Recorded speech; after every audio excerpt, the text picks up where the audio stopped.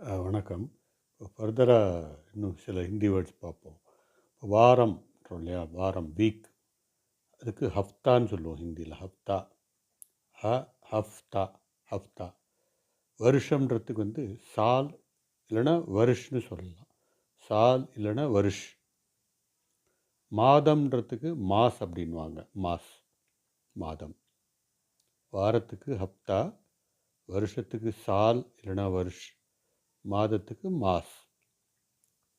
தெய்வம்ன்றதுக்கு தேவதான்னுவாங்க, இல்லைன்னா பகவான் சொல்லுவாங்க. பகவான். தேவதா இல்லைன்னா பகவான். கோவிலுக்கு மந்திர் அப்படின்வாங்க. கோவில், மந்திர். துணிக்கு கப்படா.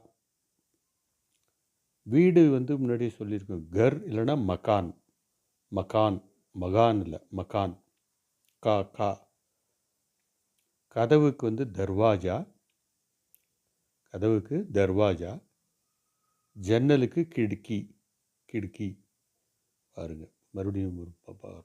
வாரம் ஹப்தா, வருஷத்துக்கு சால் இல்லைன்னா வருஷு, மாதத்துக்கு மாசு, தெய்வத்துக்கு தேவதா இல்லைன்னா பகவான், கோவிலுக்கு மந்திர், துணி கப்படா, வீடு கர் இல்லைன்னா மக்கான், கதவு தர்வாஜா, ஜன்னல் கிடுக்கி. கிடுக்கி அப்படின்வாங்க. கிட்கின்னு எழுதியிருக்கேன். கிடுக்கி. கிடுக்கி அப்படின்வாங்க. நம்ம கிடுக்கி போட்டிருக்கேன் அப்படின்னு சொல்லுவோம், ஒரு மாதிரி சொல்லுவோம் இல்லையா? அந்த கிடுக்கி தான் அது. கிடுக்கி. கிட்கின்னு சொல்ல மாட்டாங்க அவங்க, கிடுக்கின்னுவாங்க. பூட்டுக்கு தாலா. தாலா. பூட்டுக்கு தாலா. சாவிக்கு சாபி தான். சாவிக்கு சாபி. அடுப்புக்கு சூளான்னுவாங்க. சூளா. அடுப்புக்கு சூளா. பாத்திரத்துக்கு பர்த்தன்.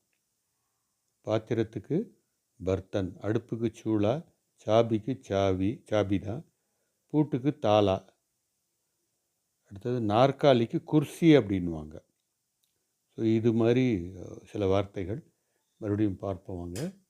வாரத்துக்கு ஹப்தா, வருஷத்துக்கு சால் இல்லைன்னா வருஷு, மாதத்துக்கு மாசு, தெய்வத்துக்கு பகவான். தேவதா இல்லைன்னா பகவான்.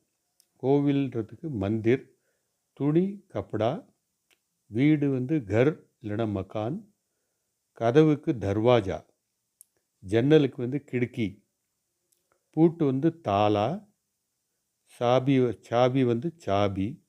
அடுப்பு சூளா, பாத்திரம் பர்த்தன், நாற்காலி குர்சி.